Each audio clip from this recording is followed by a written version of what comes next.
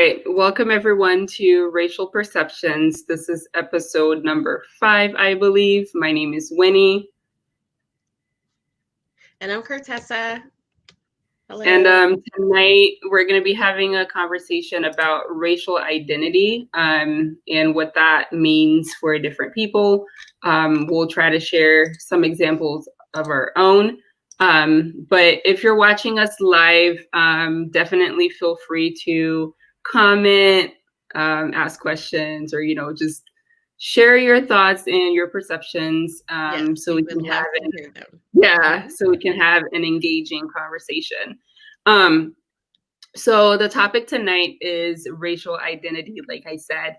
And Cartessa and I, prior to starting the live video, kind of had a conversation about what that means. And for me, I understand racial identity as part of my own personal identity. So for me, it would be I'm a heterosexual Black woman who is also Haitian American / an African American woman.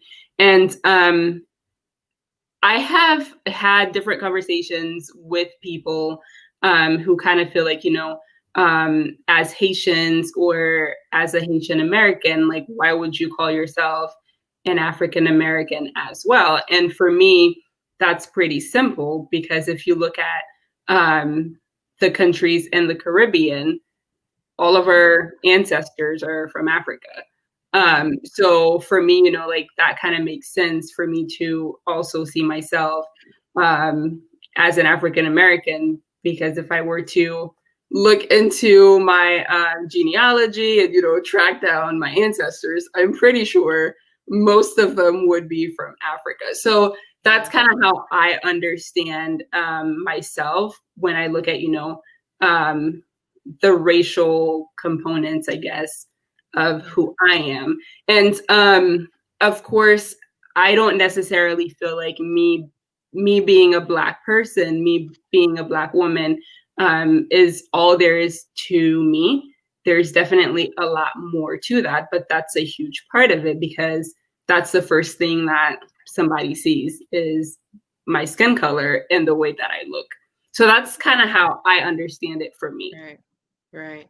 And I do agree. I think I was having, when I came to you, I was kind of like, I'm having some, kind of difficulty, like reaching like a talking point about racial identity, because to me, it was something that was kind of like automatic, like I'm automatically Black, so my identity is pretty solid in that situation. However, there, the article that you sent, you were like, "Hey, check this out," and I read it, and it just kind of blew my mind, because scientifically, like, scientists don't at all, you know, uh, recognize different races. It's just one race, the human race. Like, Right. and I was like, oh my gosh, we put ourselves in those identifying, like you said, subgroups.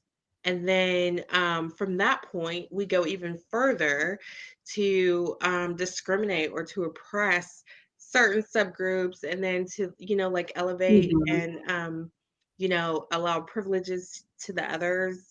And I thought it was uh, just insane that it's not, because, like you said, with like DNA, there's no, I mean, you can't tell a Black person from a white person, from an Asian person, from a Hispanic person. There's no identifying marker there. Like, we do that as a society, like, socially we do that to ourselves. And I think that that's just I mean, crazy, and I was kind of blown away from it, because I participate in that. I participate. And I honestly think that to a certain extent we all do, because we all have, these different constructs about who we are and who other people are. And depending on, if someone looks like me or not, or if someone looks like you or not, you might have, some biases, stereotypes, and everything like that Yeah. when it comes Yeah. to people looking differently from Yeah. you. Like you, I mean, like, you, you have these subgroups and you're with these people that are like you because, they make you feel safer. Hmm. And we have, there's like, protection there. And we, every like every day I wake up and I try to be as non-biased as possible. And then I come and I discover that my racial identity is something that I consensually, identified as and went into, and Hmm. like, walked into that whole uh idea of being a Black woman that's going to have these struggles, and that's going to have going to have that oppression and those, you know, um, racial discriminations. And I mean, I openly walked into that. Like, I was like, I'm a Black woman, and I think that when at the baseline, um, at the bottom line, we don't have to do that. We don't have to have those labels. We don't have to um, identify ourselves racially to, I mean, to even receive. I mean, there are certain things that, different races might be prone to, but that does not at all affect their ability to receive medical care, Hmm. or, to love someone else, or, to do all these things that once we identify ourselves as a certain race, it becomes difficult, you know? Right. And I'm having a thought, as you're saying this, because I'm thinking that pretty much at the end of the day, when we remove the skin color, like we all bleed the same, right? Like our blood is red. And if you look at the organs of a human body, like we're all the same. Like the insides of a black person doesn't look different from the insides of a white person. Like we're um pretty much the same. And I mean, like there are definitely some physical features that are different within, these different ethnic groups and everything like that. So I think that um, people use those things to point out, oh, well, a black person or say a black woman typically looks like this, and they typically, have these physical um, characteristics that can help you identify that they're black. But um, I just really feel like hopefully we can one day get to a point where, we can all see each other as human beings because that's what we are.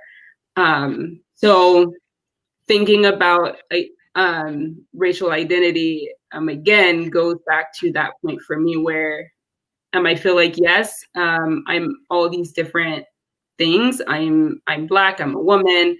I'm from this place and that place, and I have this background. But I'm a human. Like that's what matters most to me. And I think that um, if we all look at it that way, that's what should matter to every single one of us the most.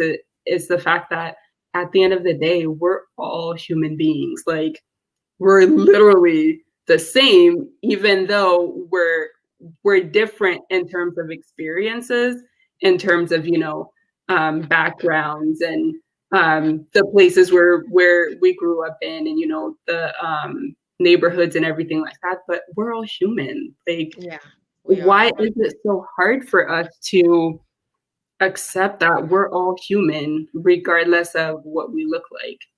And why is it, why is it that there has to be, like, there can't be equality? Why? I mean, and this is like for centuries, like as long Mhm. as probably mankind has been created. Why does there always have to be a, race that is more privileged or Mhm. lifted up higher? Like, why does, a group have to be oppressed? Like, Mhm. why does it have to, um, as humans, are we not? And I know that, we're becoming, evolved in the United States, and we're slowly but surely, getting to that place where there is more, um, racial equality, and people are, Mhm. standing up more. Just the history of, how a group of people can oppress another group of people, and it can happen so quickly and so Mhm. easily and be so horrific. Mhm. you know I really don't, because I mean, I know, like, as humans we're animals. I get that. I get that, Mhm. we're a species, but, like, what is it in us that causes us to have to be in that situation? Like, you have, um and I mean, we don't even have to go back far to, identify another, a group of people that were oppressed, and, Mhm. that have had, just because they were a type of person, Right. um murdered, like genocide, Mhm. World War II, like, with, Jewish people and Germans, Right. that I just don't understand the evil behind it, and Mhm. now in the, United States, we're having this, sort of back and forth debate on, privilege. And we're like, hey, we're being oppressed, we're getting treated badly. This is not okay, and then you literally have people that are like, no, it's fine. Mhm. It's Mhm. fine. And then, so those, are the type of people that, when it was happening in Germany in 1942, that were like, no, you're fine. It's okay. Those are the type of people that, when it was happening in the United States in, the 1800s, 16, 17, and 1800s, Mhm. no, you're fine. This is fine, and it's just kind of made me kind of like, especially knowing that scientifically there's just We're one not race. really, yeah, there's nothing there's nothing there to be like, Mhm. there's a difference, Right. so it just it saddens me, and it makes me just kind of wonder, like, a humanity, how we're able to do that and have Mhm. these things happen over and over, Mhm. and Mhm. why we're never, like, why we can never get to a place of, like, utopia. Yeah, which unfortunately, I don't think we're gonna get to a place of having a utopia. But I also I also think the problem is the fact that we're not learning from history. We're not learning Right. from the past because if you look at everything that's happening, not just in the US, but in other countries around the world. Right. There's a lot of, a lot of oppression, a lot all around The the world. human And race in general is right. just, every And chance that they get, they're mhm, gonna oppress another group, right, like, right, just right. for, I mean, like, whatever if you look reason. at the history of civilizations around the world and, how modern civilizations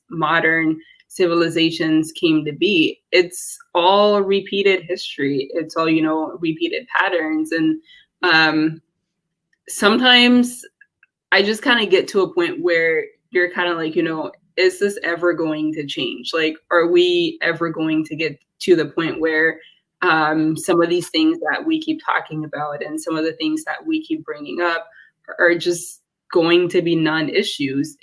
And of course, just like I said, in our bonus video, I certainly hope that we get to a point in our lifetimes where we can see people living peacefully with each other and, accepting other people regardless of what they look like. But I also had a thought when you were talking about all of that.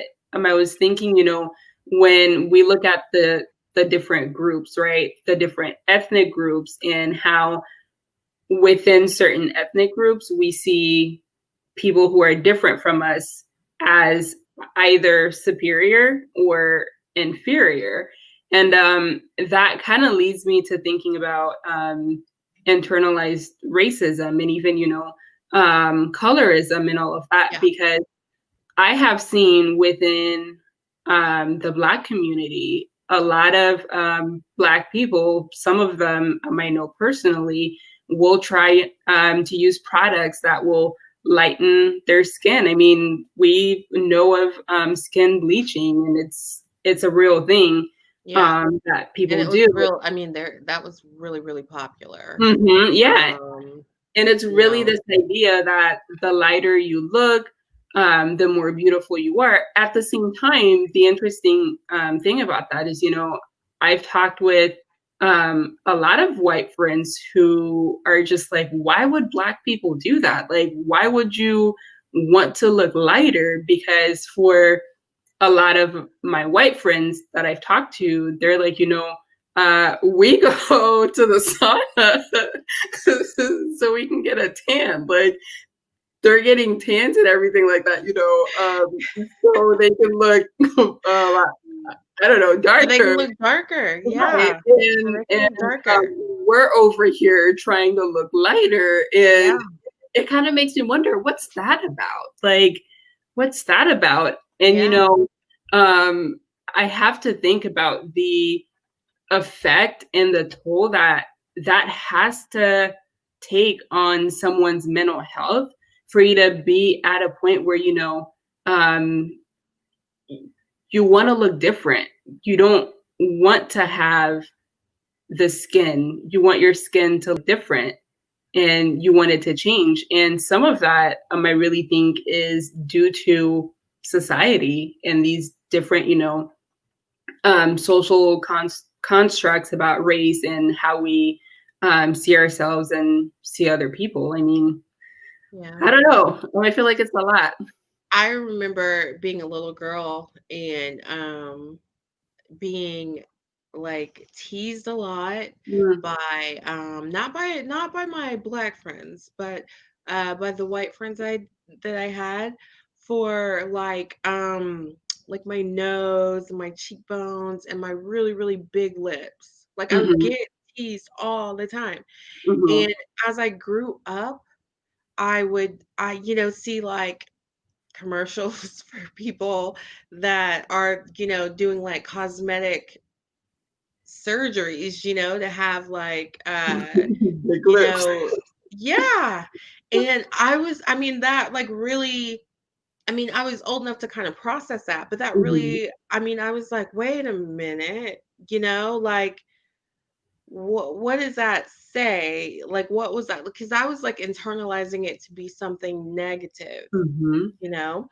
And beauty is something that I feel like being beautiful is something that I feel that African American women have to work even more hard, like more, they have to put more into their mhm, self and their self-esteem, because of the just the messages that we get sent, since from very young age all the way into adulthood, you know, we have to work just as hard to be, self-assured and mhm. self-confident, and to think of our own selves as being Right. beautiful before, I mean, and I those that type of discrimination that was only matched with the type of it was only matched by the confusion Mhm, that I felt when, I became older. And I understand, now, like there's that whole perception the grass is always greener on the other side, which would be great if both sides were equal. Mhm. Like I don't think I would have such a bitter experience about it, or like a you know deafening, like traumatic event in my head about it, had I had just as much opportunity to be a beautiful Black girl Mhm. or grow into a beautiful Black woman that, white counterparts have. Mhm. My Mhm. identity, what I identified as, um, was in a group that was oppressed. So the beautiful Black girl, I didn't get to see her often. Like I didn't get to, have the Barbie dolls, or the, like I didn't get to have that like experience of, Mhm. this is someone that looks like you and she's just beautiful. And so growing up, you internalize that. So growing Mhm. up, it's something that you kind of keep. So yeah, I definitely had some like confusion about that. And I still kind of do. Like I still struggle with that. Like Mhm.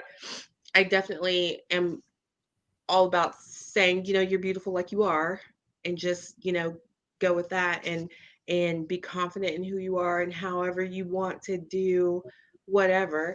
But on the inside, I'm like, that's not fair Mhm. that I had to go through that, or other little Black girls that are like growing up, or like other Black women that are out there that don't feel as beautiful or feel Mhm. less than because of the group that they racially identify in. Mhm.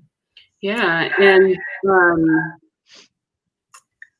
we've had this conversation before about, the whole hair situation and and Yeah. everything like that. Mhm. But just kind of hearing you share about your experiences growing up, that came to my mind, and I was thinking about that um, as I was, engaging in your experiences and stuff. And I was thinking about how often Black girls, Black women, we struggle with accepting us and accepting the way that we look because of our hair, Yeah, and um totally. and because of Mhm.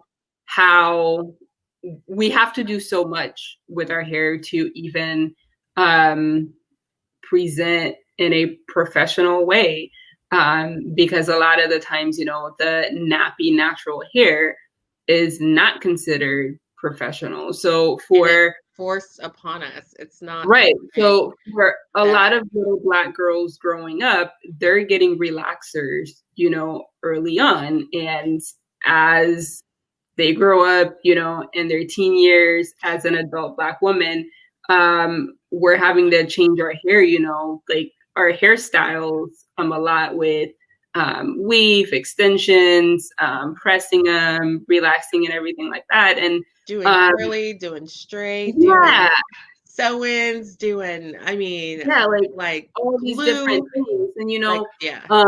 I shared this with you. For me, like personally, I got to a point where I was just kind of like, I am just done. Mhm. Like I can't keep doing this. And for people who know me personally who are going to be watching this episode, they know that I do not like doing my hair. Yeah, it I do sucks. not like doing my hair. It It's a sucks. lot. It's time consuming, and I don't It's like it at all. So painful, it's yeah, expensive, it's yeah, like like, yeah, yeah. I do not like it. Um, Mhm. so when I finally got to the point where I decided to go with Sister Locks and I got my Sister Locks, it was kind of like this, I don't know, this point of, oh my gosh, freedom. Like I am free from having to do my hair like every weekend and changing it, and freedom from buying like all these different products, and all the different weaves and Yeah. hair and everything like that. And for me, it was just kind of like, yeah, I finally found something that that felt right for me, like Yeah. for my hair, for the For way you. that I perceive myself. And so Yeah. I remember telling you not too long ago that, I am so in love with my hair right now. I was like, I just feel like, it's healthy, it's getting long, it's growing, like, and I'm just like, oh my gosh, like I Oh can my wake God. up in the morning and like I can look at myself in the mirror and be like, girl, your hair is on fire. And like that really does something for for you, like for your self-esteem, for the way that you carry yourself.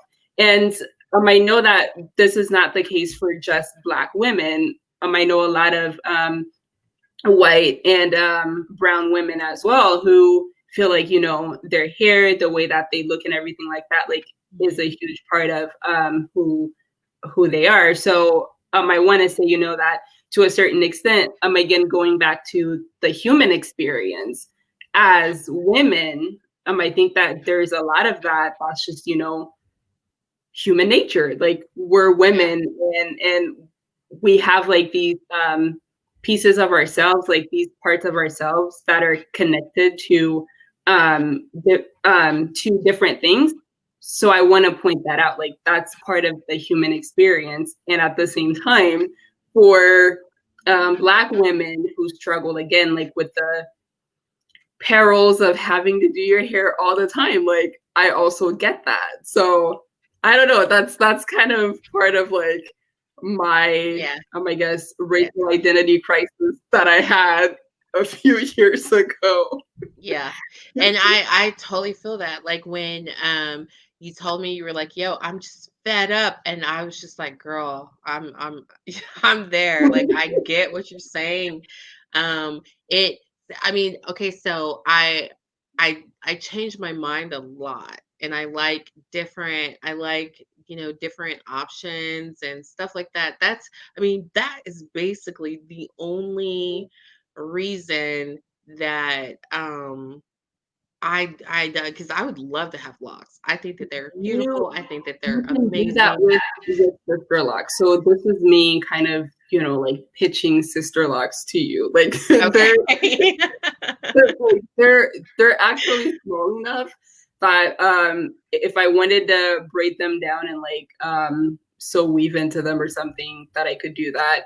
Um you can dye it different colors and No, no, you can't. yeah, I actually have red tips right now from No, you don't. getting them dyed like 2 years ago. No, last year. So I still have red tips, but yeah, if you want to Okay. change colors and everything like that, you can do that. I I want to see. I visited want to them see some. before. I want to see what that color looks like. I want to because like I'm a huge big color girl. Like Yeah, you can do that with Sister Locks. You can do that. I I braided them down. I've done like different things with them. I hear that you can actually like use a flat iron to kind of get it straightened out a little bit. I've never tried that and I don't think I will, but apparently you can do that. But this is my my tip to my get you to come mother over to the Sister Locks side. and it's not, I mean, it's something that I have thought about and um, I've given myself like that time limit because I'm like, that's something that I really want to do. That's a really powerful hairstyle, you know? Mhm. And I know that, you know, the reasons to have a professional type of hair and I mean it's oppressive and it doesn't make me happy Mhm. and so my mother has dreadlocks and they're long and beautiful and they go all the way down her back and she's just it's just gorgeous, Mhm. and she's had them before and she's had to cut them off and she's donated them and then she's just grown them Mhm. again and they just go down her back and It's just the most beautiful thing Mhm. that I've, That's awesome. and so I really am a fan of the locks, and even more so than just like the natural hairstyle, like I'm a fan of like the protective hairstyles, Mhm. and then I'm a fan of the locks. So it's gonna Mhm. be like either or. So but yeah, your story and your because when we were working together in Missouri, you didn't have those. You didn't have the sister locks. And so your story, like, that resonates with me. I'm like, I can definitely see, how she could be like, you know what, this is what I'm gonna do. And I could Mhm. definitely, um tell. I mean, they, obviously they look fantastic. But when you're like, oh my God, I feel so it's a it's freeing. It's a freeing experience. I'm like, I know it. I know it. I bet Mhm. it is. And so I think that is, something else that um comes with that whole identity, just being able to wear your hair however you want it, Yeah. and being able to be accepted Yeah. for And not feel judged by it, and not yeah, feel like, you have to change the way that you look completely to be accepted. Um, the way that you look, the way that you talk, the way mhm. that you react to situations, Mhm. all of these are, imminent, or they stem from the racial group that you identify with, because Mhm. we also have to we also have that responsibility, to Mhm. make sure that we present ourselves in a certain way that is, um, makes our population, black women, look the best. Mhm. And I think that that's really hard to do. And like hair is a big part of it, Yeah. a big part of it, I think, a big part of being accepted, Yeah. and It's beauty, just like definitely. in Mhm. general, Yeah. like, so I mean, I will take every opportunity to uplift a black woman, or Mhm. because it's time, it's time for that. And Mhm. it's where we're at, and it's where, where at least it's where I'm at. And Mhm. it's where I'm going to be. Like, I'm not, there's no, room for being negative in any way about the population, especially Mhm. going through what we're going through right now. Yeah.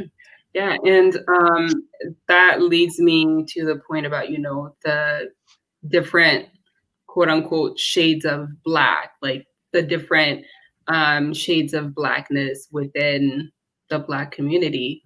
And so thinking about, how sometimes as black people, I feel like we do this. And a couple episodes ago, when we were talking about racism and stuff like that, I think we kind of brought up that black people, sometimes can be racist. And I know that I've met some black people who were far, far more racist Yeah. um, than white people. And Hmm. so I feel like to a certain extent, like we, and I'm saying we, like, collectively, I'm definitely not speaking for every single black person. But I feel like within the black community, we sometimes have a habit of tearing each other down instead of bringing each other up. And so talking about, the different levels or the different shades of blackness, we might be like, well, this person isn't black, even though, this person identifies as being black, Yeah. or this person might be like, well, you don't really belong because you don't fit like all these different characteristics, or Or stereotypes that yeah, like like have been stereotypes of like a black placed on us. person. Yeah. You don't talk like a black person, so therefore you're not really black, or you're not this and that. And I feel like, that is detrimental as well to us as a community, because there's that division within the Black community itself. And I don't know if I have any solutions as to how we can make that better. But I just know that this is something that we have to address. We have to recognize it. We have to call it out. And we really need to do something for us to come together. Because the thing is, if we're asking for equality and for justice and for all of these different things, but within our groups, within our in groups, there's not cohesion and there's not unity, then how can we ask other people to respect us and to treat us as equals and to treat us with justice if we're not doing that for the people who look the same way as us? One of the most heard arguments that I hear from white people when I'm discussing or trying to argue for justice for a Black person or the Black population is, well, Black people kill each other more than, anyone else, or, and that came to my mind. I was like, well, and I mean, it's just like a cop out to say that, Yeah, and for you know, me, I kind of feel like that's not a legitimate argument it's because not, it if never you has look if you look at every group, like there's more violence within that within same group of that same every group, right? group. Instead of Yes. this group against the other, Yeah. because hey, The we Black live together, you see population, them every day. Like there's the likelihood of violence among that group is higher yeah. than violence from one group against the other. So I don't. The Black population, though, is the only population in this country that has to carry that burden and defend itself from that topic. Defend Mhm, itself from, well, Black people kill each other, at unprecedented rates. And, it's not, if you actually look at the numbers, it's not a disparaging amount than other races mhm, that, deal with violence in their own race. So mhm, Black people, and that in itself is a microaggression, but it's like mhm. nationwide. Like I've heard the argument many times. Yeah. Um, Also within the Black community, there has been like a lot of just disparaging, bring, like remarks and the way that we treat each other. Mhm, I'm not saying it happens a lot, but I'm saying just once is too much, mhm, um the I don't know if you okay, so there was this slave owner that I guess I don't know if he was like real or not, Willie Lynch, and there's like he wrote a letter. Have you ever heard of the Willie Lynch mhm, letter? So I don't know if it's like real or not, or because there's like and please, if you're out there and you can look it up, or if you know anything about that what I'm saying, chime in. However, he was apparently a slave owner. Now, I do not know if he was real or not, but this is very like a famous, at least folklore story. But mhm, apparently, he was a slave owner, and he wrote a letter explaining how to keep slaves under control. mhm, And in the letter, he described how you would have to turn the slaves against each other, the men against the women, the lighter slaves against the darker slaves. You would have to make them feel as though one is, more important than the other. And I don't know, there's been some historians that have said, that have, brought reasonings or doubt that the letter was real. History, like, is written so long ago that, we mhm. don't know if this was something that, he actually wrote and gave to slave owners. But it is actually something that resonates with our population. Yeah. We do have that, in the uh back in the like segregation days, we did have the brown bag test. We did have that. Now that was, and we did that to ourselves. That wasn't white people doing that to us. And we do have that mentality that, there's only room, like, like at this magical table that's, of success, there's only room for, one Black person. So if you get there, then great, but you can't let anybody else get there. You can't let any other Black person get there. So, I do see that, and I think it's getting better, and I know that I don't, I don't have anything to do with any type of with any of that, any type of putting down another Black person. I'm here to uplift, I'm here to support, and I'm here to do my part to help our population move forward. Again, if you feel like you need to talk to someone, please reach out. We're here to listen. We're here to help support you. Just, reach out and let us know if you feel like you need to talk to someone about mental health. Anyway, that was my little.